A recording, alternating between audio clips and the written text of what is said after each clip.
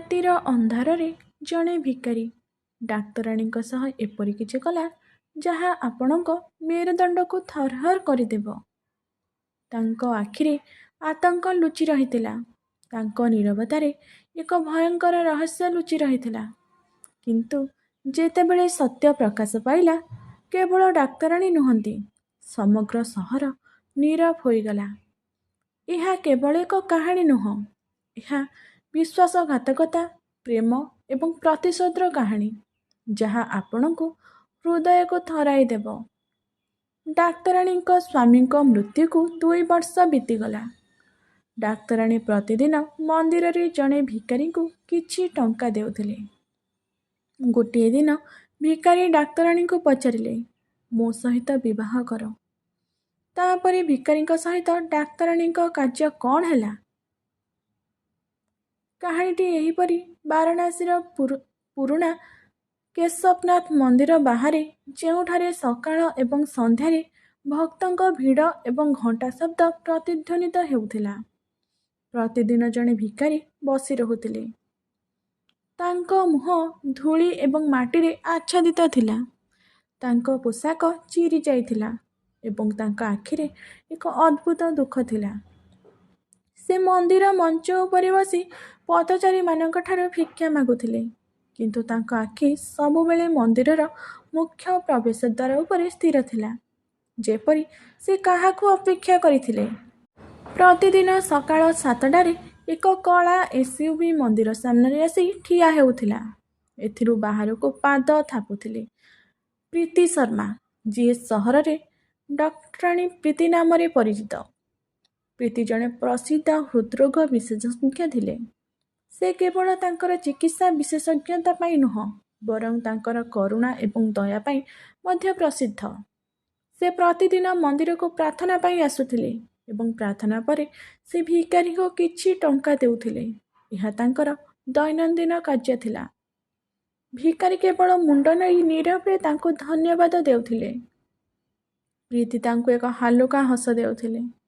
ତାପରେ ସେ ତାଙ୍କ ଗାଡ଼ିରେ ବସି ଡାକ୍ତରଖାନାକୁ ଯାଉଥିଲେ। ବାହାରୁ ପ୍ରୀତିର ଜୀବନ ସମ୍ପୂର୍ଣ୍ଣ ପରିଲକ୍ଷିତ ହେଉଥିଲା।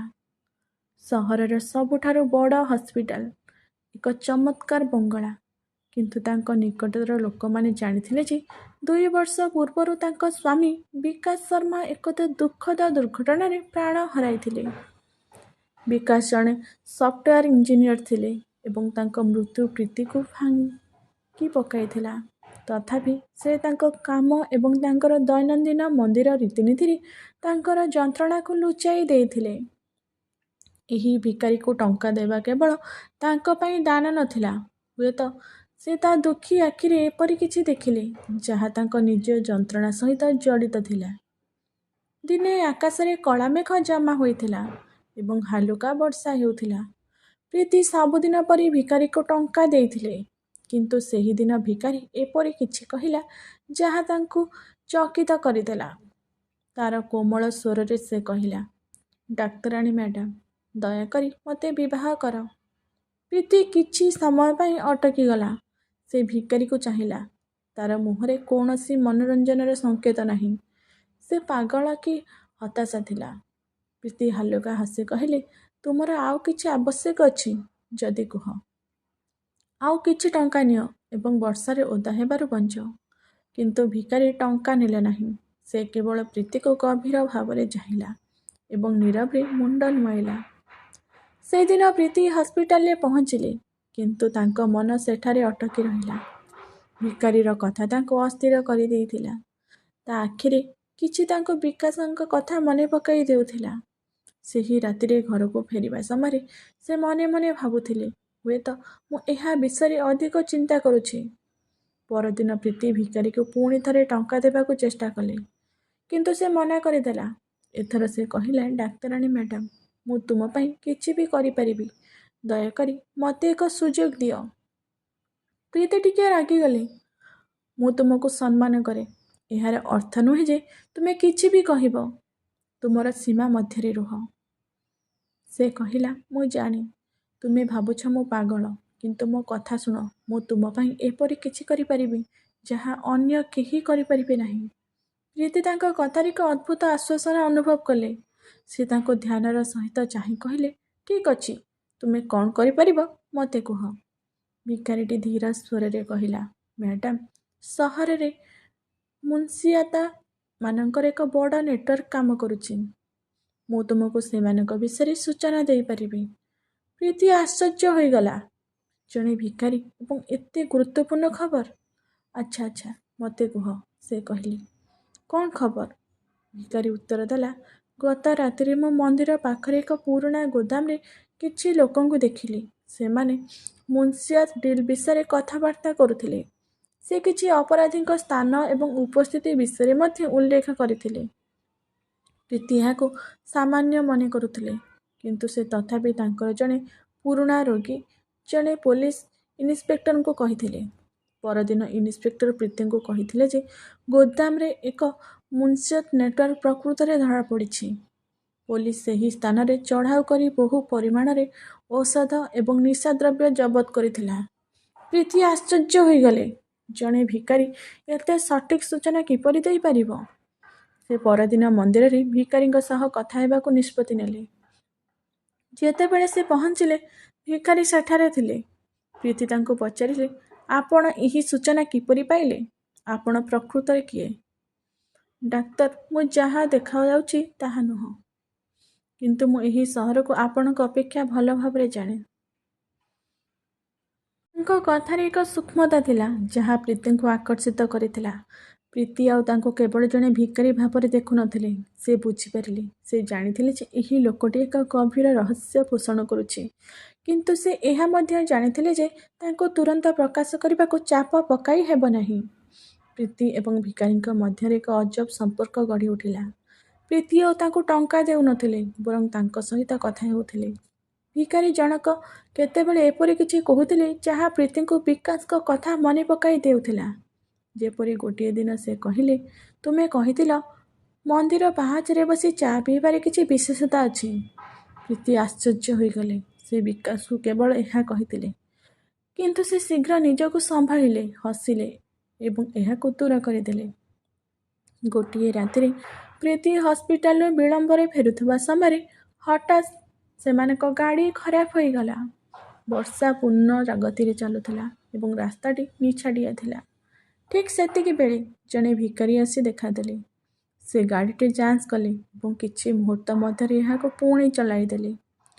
ଡାକ୍ତର, ପ୍ରୀତି, ରାତିରେ ଏହି ସମୟରେ ତୁମେ ଏକା ବାହାରକୁ ଯିବା ଉଚିତ ନୁହଁ। ତାଙ୍କ କଣ୍ଠରେ ଏକ ଅଦ୍ଭୁତ ଚିନ୍ତା ଲୁଚି ରହିଥିଲା। ପ୍ରୀତି ତାଙ୍କୁ ସେହି ରାତିରେ ତାଙ୍କ ଘରକୁ ନିମନ୍ତ୍ରଣ କରିଥିଲେ। ପ୍ରଥମେ ସେ ମନା କରିଥିଲେ, କିନ୍ତୁ ପ୍ରୀତିର ଜିଦ୍‌ରେ ସେ ରାଜି ହୋଇଗଲେ। ଘରକୁ ଆସିବା ପରେ ପ୍ରୀତି ତାଙ୍କୁ ଖାଦ୍ୟ ପରିବେଷଣ କଲେ। ଖାଇବା ସମୟରେ ସେ କହିଲେ, ଏହି ଖାଦ୍ୟ, ଏହି ସ୍ୱାଦ ସ୍ମୃତିକୁ ଫେରାଇ ଆଣେ।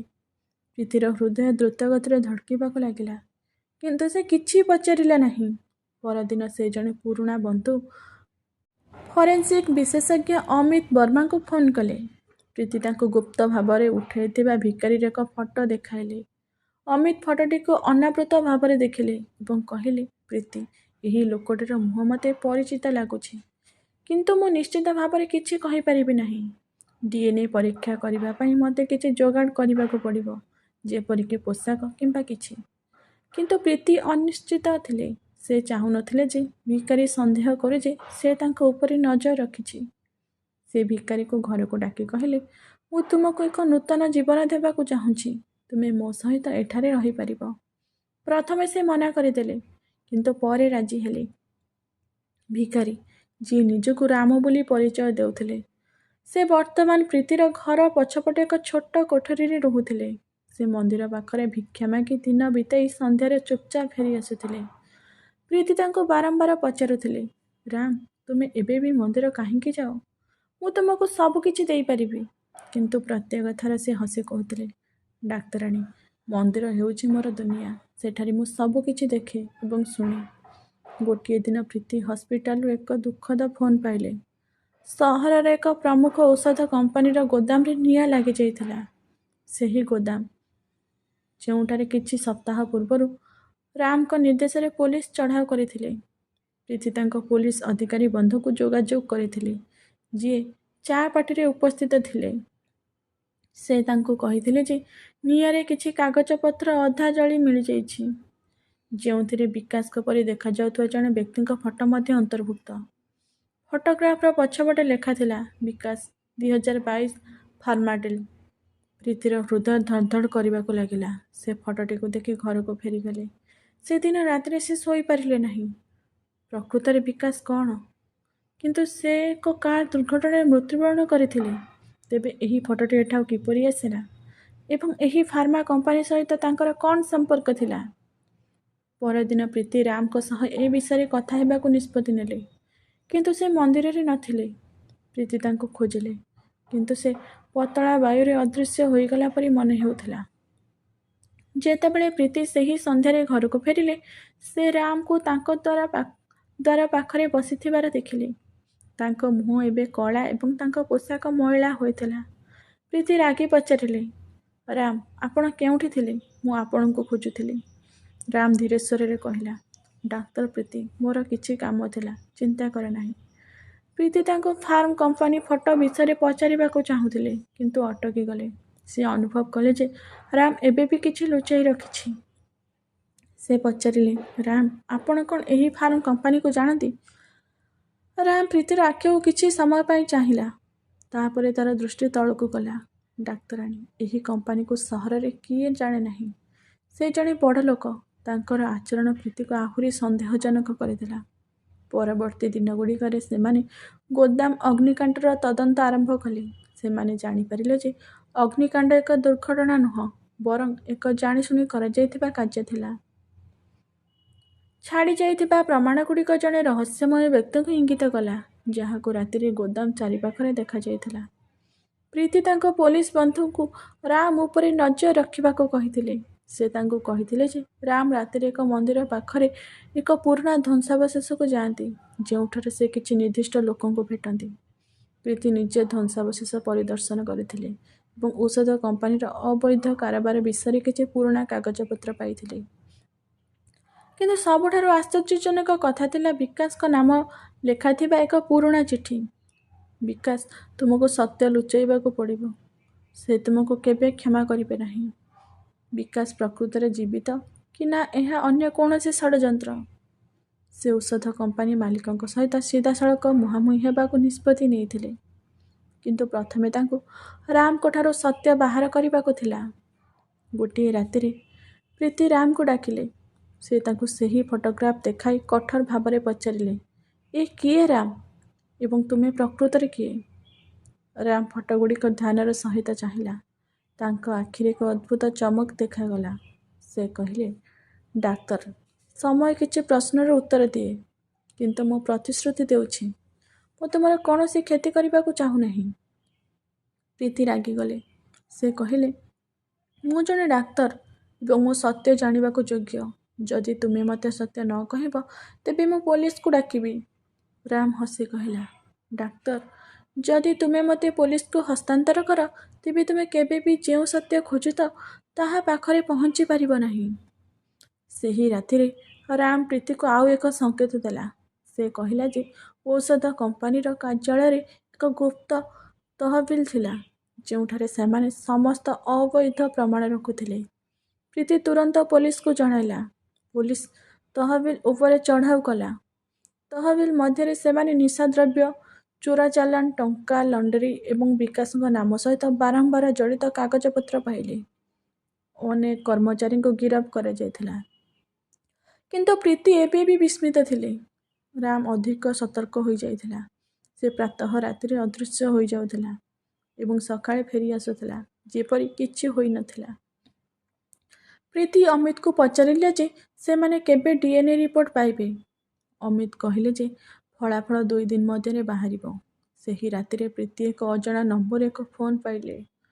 ଅନ୍ୟ ପାର୍ଶ୍ୱରେ ଏକ ଭାରୀ ସ୍ୱର ଶୁଣାଗଲା, ଡାକ୍ତର ପ୍ରୀତି, ଆପଣ ବହୁତ ବୁଦ୍ଧିମାନ, କିନ୍ତୁ ସତ୍ୟର ନିକଟତର ହେବା ପାଇଁ ମୂଲ୍ୟ ଦେବାକୁ ପଡ଼ିବ। ରାମକୁ ଛାଡ଼ିଦିଅ, ନଚେତ୍ କଲ୍ ବିଚ୍ଛିନ୍ନ ହୋଇଯିବ। ପ୍ରୀତି ଏବେ ଜାଣିପାରିଲା ଯେ ରାମ ଜଣେ ସାଧାରଣ ଭିକାରୀ ନୁହନ୍ତି। କିନ୍ତୁ ଏବେ ପଛକୁ ଫେରିବାର କୌଣସି କାରଣ ନାହିଁ। ପ୍ରୀତି ରାମର ଗୁପ୍ତ କଥାରେ ସମ୍ପୂର୍ଣ୍ଣ ଫସି ଯାଇଥିଲା। ପ୍ରୀତି ରାତିରେ ସେ ଭାବୁଥିଲା ଯେ ରାମ କିଏ? ତାଙ୍କ ବିଷୟରେ ସବୁକିଛି ମୋତେ ବିକାଶଙ୍କ କଥା ମନେ ପକାଇ ଦିଏ କାହିଁକି? କିନ୍ତୁ ସେ ଜାଣିଥିଲା ଯେ ଏହି ଗୁପ୍ତ କଥା ଏତେ ସହଜରେ ପ୍ରକାଶିତ ହେବ ନାହିଁ। ଭିକାରୀ ରୂପ ନେଇ ସେ ମନ୍ଦିର ବାହାରେ ବସି ରହୁଥିଲେ, ଯାହାଦ୍ୱାରା ସେ ଦୂରରୁ ପ୍ରୀତିକୁ ଦେଖିପାରିବ, କିନ୍ତୁ ନିଜର ପରିଚୟ ପ୍ରକାଶ କରିପାରିବ ନାହିଁ। ସେ ଜାଣିଥିଲା ଯେ ଯଦି ସେ ଆଗକୁ ଆସେ, ସନ୍ତୋଷ ରାଓ ଏବଂ ତାଙ୍କ ଗୁଣ୍ଡମାନେ କେବଳ ତାଙ୍କୁ ନୁହଁ, ବରଂ ପ୍ରୀତିକୁ ମଧ୍ୟ କ୍ଷତି ପହଞ୍ଚାଇ ପାରିବେ। ରାମର ପରିଚୟ ଦେଇ ବିକାଶ ଗୁପ୍ତ ଭାବରେ ସନ୍ତୋଷର ବ୍ୟବସାୟକୁ ନଷ୍ଟ କରିବାକୁ ଚେଷ୍ଟା କରୁଥିଲେ ଏବଂ ପ୍ରୀତିଙ୍କ ସାହାଯ୍ୟରେ ସେ ଧୀରେ ଧୀରେ ତାଙ୍କ ମିଶନରେ ସଫଳ ହେଉଥିଲେ। ପରଦିନ ରାତିରେ ପ୍ରୀତି ଏବଂ ସଞ୍ଜୟ ରାମକୁ ଅନୁସରଣ କରିବାକୁ ନିଷ୍ପତ୍ତି ନେଇଥିଲେ। ରାମ ସବୁଦିନ ପରି ମନ୍ଦିରର ଛାଡ଼ି ସହରର ସଂକୀର୍ଣ୍ଣ ରାସ୍ତାରେ ଚାଲିବାକୁ ଲାଗିଲେ। ପ୍ରୀତି ଏବଂ ସଞ୍ଜୟ ରାମର ସନ୍ଦେହକୁ ଜାଗ୍ରତ ନ କରିବା ପାଇଁ ଗାଡ଼ିକୁ ବହୁତ ଦୂରରେ ରଖିଥିଲେ। ରାମ ଦ୍ରୁତଗତିରେ ଗାଡ଼ି ଚଳାଇ ବାରମ୍ବାର ପଛକୁ ଚାହିଁ ରହିଲେ, ଯେପରି ସେ ଜାଣିଥିଲେ ଯେ ତାଙ୍କୁ ଅନୁସରଣ କରାଯାଉଛି। ଶେଷରେ ସେ ଏକ ପୁରୁଣା କ୍ଷତିଗ୍ରସ୍ତ ଗୋଦାମ ପାଖରେ ଅଟକିଗଲେ। ସେହି ଗୋଦାମ ଯେଉଁଥିରେ କିଛି ସପ୍ତାହ ପୂର୍ବେ ନିଆଁ ଲାଗିଥିଲା। ପ୍ରୀତିର ହୃଦୟ ଧଡ଼ ଧଡ଼ କରିବାକୁ ଲାଗିଲା। ରାମ ଏଠାକୁ କାହାକୁ ଭେଟିବାକୁ ଆସିଥିଲେ କି? ସେ କିଛି ନୂଆ ସୂଚନା ସଂଗ୍ରହ କରୁଥିଲେ କି? ସଞ୍ଜୟ ପ୍ରୀତିକୁ ଗୋଦାମ ପାଖକୁ ଲୁଚି ରହିବାକୁ ଇଙ୍ଗିତ କଲେ। ସେମାନେ ପାଖକୁ ଆସିବା ମାତ୍ରେ ସେମାନେ ଦେଖିଲେ ଯେ ରାମ ଗୋଦାମର ପଛ କାନ୍ଥ ପାଖରେ ଠିଆ ହୋଇଛି। ସେଠାରେ ଆଉ ଜଣେ ଲୋକ ଉପସ୍ଥିତ ଥିଲେ, ଦାଢ଼ି ଥିବା ଜଣେ ଲମ୍ବା ପତଳା ଲୋକ। ସେ ରାମଙ୍କ ସହ ନିଚ ସ୍ୱରରେ କଥା ହେଉଥିଲେ। ପ୍ରୀତି ଧ୍ୟାନ ଦେଇ ଶୁଣିବାକୁ ଚେଷ୍ଟା କଲେ, କିନ୍ତୁ ତାଙ୍କୁ ସ୍ପଷ୍ଟ ଭାବରେ ଶୁଣିପାରିଲେ ନାହିଁ। ତାପରେ ସେହି ଲୋକ ରାମକୁ ଏକ ଛୋଟ ପ୍ୟାକେଟ୍ ଦେଲେ ଏବଂ ଚୁପଚାପ ରାସ୍ତାରେ ଅଦୃଶ୍ୟ ହୋଇଗଲେ।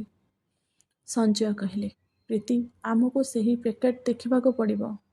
ହୁଏତ ଏଥିରେ କିଛି ପ୍ରମାଣ ଅଛି। କିନ୍ତୁ ପ୍ରୀତି ରାମଙ୍କ ଗତିବିଧି ଦେଖୁଥିଲେ। ରାମ ପ୍ୟାକେଟ୍କୁ ତାଙ୍କ ପକେଟରେ ରଖି ଗୋଦାମ ଭିତରକୁ ଗଲେ। ପ୍ରୀତି ଏବଂ ସଞ୍ଜୟ କିଛି ସମୟ ଅପେକ୍ଷା କଲେ। ତାପରେ ସେମାନେ ଗୋଦାମ ଭିତରକୁ ପ୍ରବେଶ କଲେ।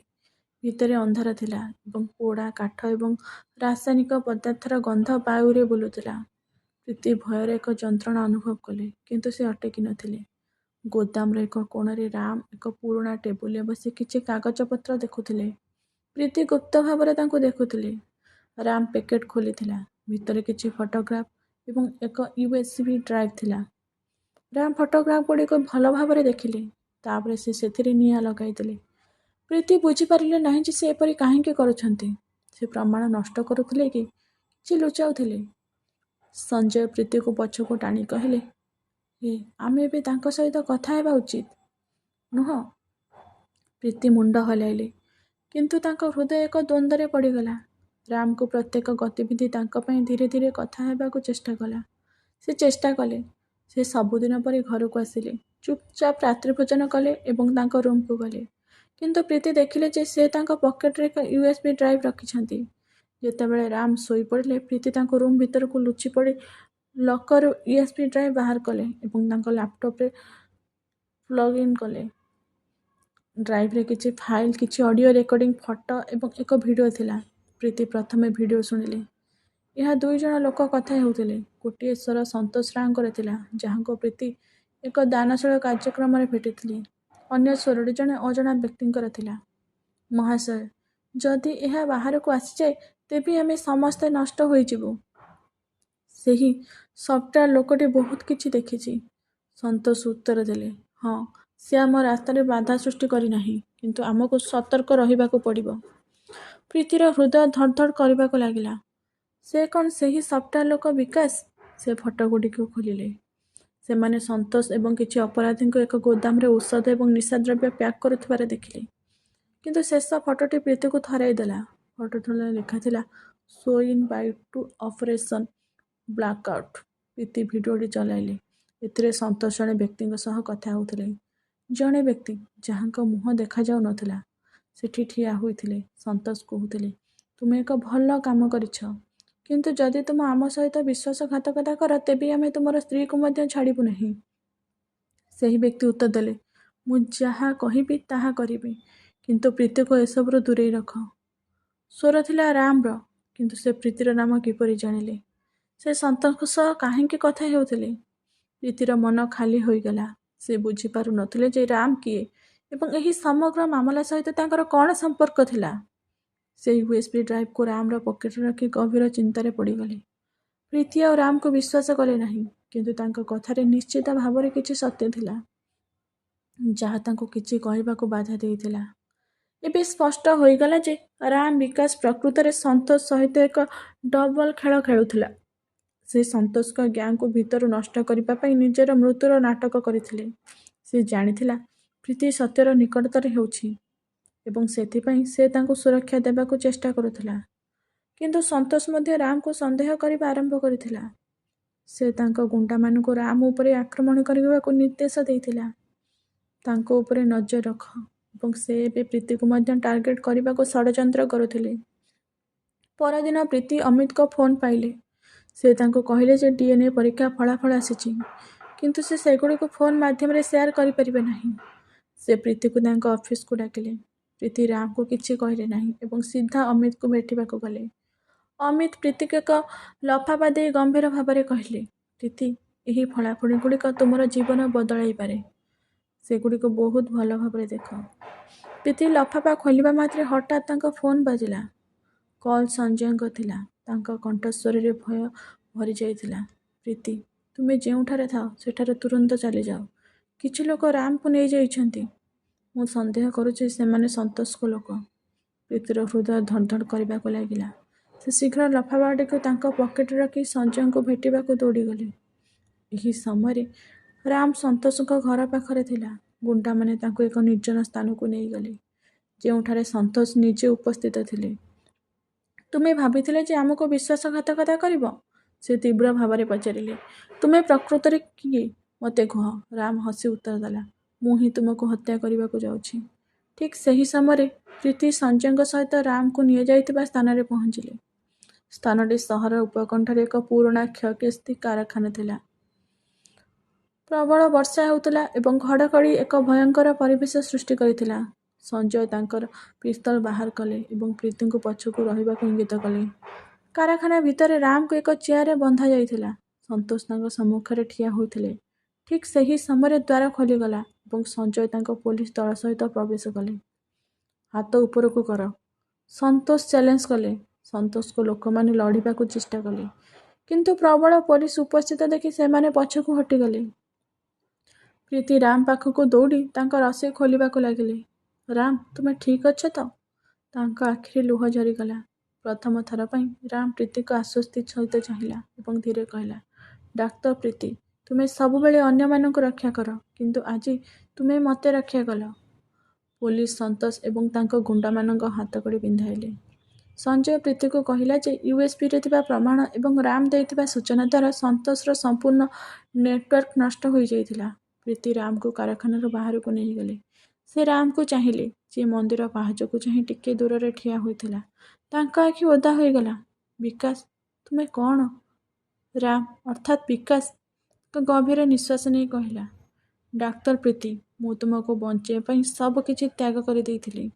ପ୍ରୀତିର ଆଖିରେ ଲୁହ ଝରିଗଲା। ସେ ବିକାଶକୁ କୁଣ୍ଢେଇ ପକାଇଲା। ସେହି ମୁହୂର୍ତ୍ତରେ ଏପରି ଲାଗିଲା ଯେପରି ସମସ୍ତ ଦ୍ୱନ୍ଦ୍ୱ ଏବଂ ଯନ୍ତ୍ରଣା ଉଭାନ ହୋଇଗଲା।